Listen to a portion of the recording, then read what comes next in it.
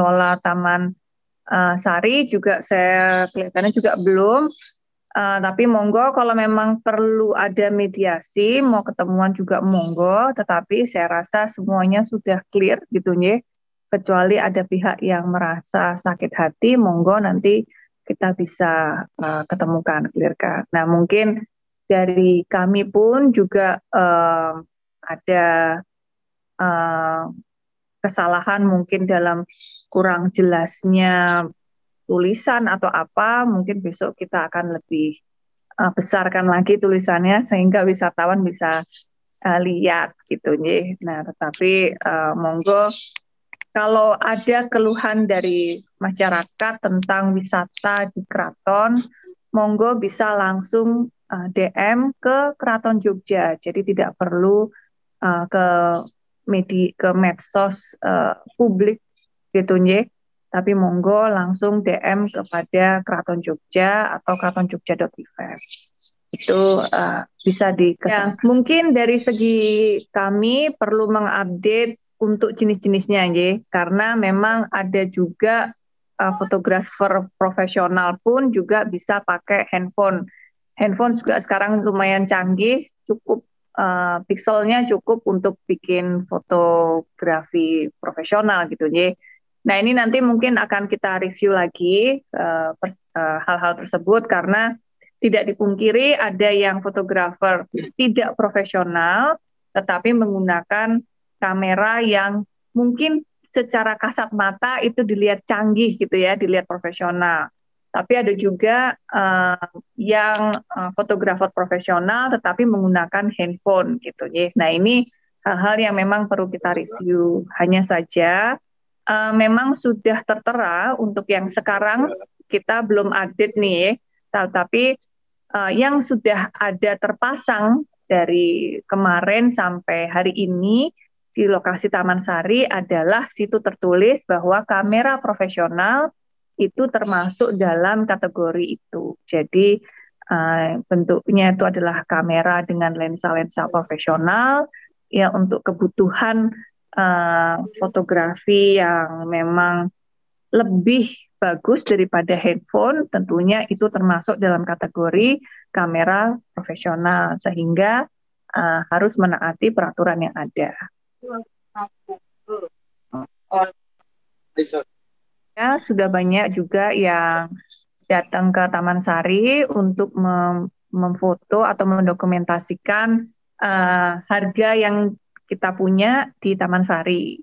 Dan di situ tertulis memang foto prewedding ataupun foto sesi itu berharga seharga 250 untuk yang domestik. Lalu harga internasional juga ada sendiri. Nah, tentunya tiap objek wisata itu memiliki ketentuannya masing-masing. Tetapi memang sudah menjadi standar bagi objek wisata untuk mempunyai harga yang berbeda dengan misalnya dari handphone ataupun foto prewedding ataupun foto produk atau foto iklan dan lain sebagainya itu tentu sudah punya standarisasi masing-masing ataupun kebijakan masing-masing. Contohnya seperti kalau di dalam Cepuri Keraton kami tidak mengizinkan adanya foto produk, prewedding dan lain sebagainya. Hanya saja di Taman Sari itu hal yang memungkinkan. Nah, ini tergantung dengan destinasi dari wisata tersebut sendiri gitu ya. Tetapi kalau kita bandingkan dengan Prambanan misalnya, itu harganya sama juga sekitar 250 sampai 300. Kurang lebih gitu. Ya. Ada lagi tadi satu lagi pertanyaan. Ya. Jadi ini dari Mas Haris dari Kompas Gusti. Ini bertanya, apakah memang pengunjung Taman Sari yang membawa DSLR itu apakah memang dikenakan biaya tertentu, walaupun DSLR-nya itu digunakan untuk non komersial gitu. Oke, memang untuk pengunjung Taman Sari, untuk saat ini regulasinya adalah menggunakan kamera DSLR itu memang dikenakan biaya. Dikarenakan walaupun memang tidak untuk kepentingan komersil ya, misalnya untuk uh, apa bukan untuk produk, tapi untuk fotosesi itu sudah ada tertera di papan informasinya kita sudah ada. Jadi banyak juga misalnya ada contohnya seperti ini, ibu-ibu arisan atau ibu-ibu wisata gitu ya, itu membawa fotografer profesional untuk masuk ke sebuah objek wisata atau destinasi wisata. Nah, itu tentunya masuk ke kategori itu. Walaupun itu nanti fotonya sendiri tidak dijual belikan, tetapi itu masuk ke dalam fotosesi. Nah, sekarang ini banyak juga. Oke, baik. Mungkin contohnya seperti ini. Misalnya dinas ingin membuat video promosi untuk Jogja. Nah, hal itu tentunya minta izin dulu kepada keraton bersurat, sehingga bagaimanapun ada objek wisata yang dimiliki keraton yang memang harus dapat izin dari keraton gitu ya. Nah, kalau izin dari keraton itu tentunya lokasi-lokasi yang memang biasanya itu cukup strategis atau di luar dari area yang biasa dikunjungi wisatawan, ataupun juga ini sekalian menjawab yang barusan di chat nih. Ini apa bedanya tentang izin keraton dan tanpa izin. Nah, jadi seperti ini. Dua-duanya izin keraton, hanya saja ada izin keraton yang bisa on-site, yaitu dari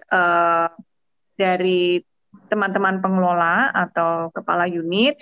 Ada juga yang memang skalanya misalnya video itu harus menutup Taman Sari selama 2 jam mungkin, ya, seperti itu. Nah, tentu itu hal-hal yang minta izin kepada keraton, atau lokasi-lokasi yang memang tertutup tidak untuk wisatawan. Contohnya Sumur Gemuling kami sudah tutup karena memang hal seperti itu, maka harus minta izin dulu kepada keraton kalau mau video sampai ke sana.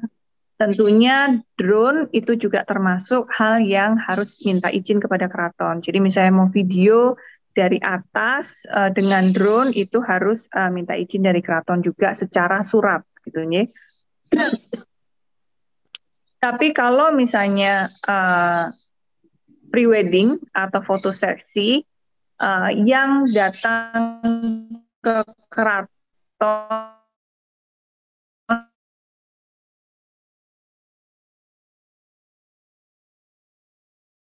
Taman Sari, untuk spot mana-mana saja yang diizinkan atau diperbolehkan untuk mengambil foto. Nah, jadi rekan-rekan Taman Sari ini sudah punya guideline mana yang boleh dan mana yang tidak boleh untuk berfoto. Tentunya hal yang lebih dari itu harus menggunakan surat untuk izin. Saya rasa itu cukup membedakan perbedaan izin antara dua tempat gitu ya. Terutama untuk foto produk kan tentu sudah jauh-jauh hari di-planningkan gitu ya. Nah, sebisa mungkin itu minta izin kepada keraton secara surat. Dikarenakan bagaimanapun kami ini adalah heritage site dan juga nanti ke depannya menjadi salah satu dari destinasi yang berada dalam sumbu filosofi. Sehingga kami tentu harus menjaga betul siapa yang produk-produk apa yang boleh dan diizinkan untuk berfoto di area di dalam sumbu filosofi. Saya rasa itu. Gusti Bendoro, Hendrawan. Yeah. Terkait izin tadi, Gusti, itu apakah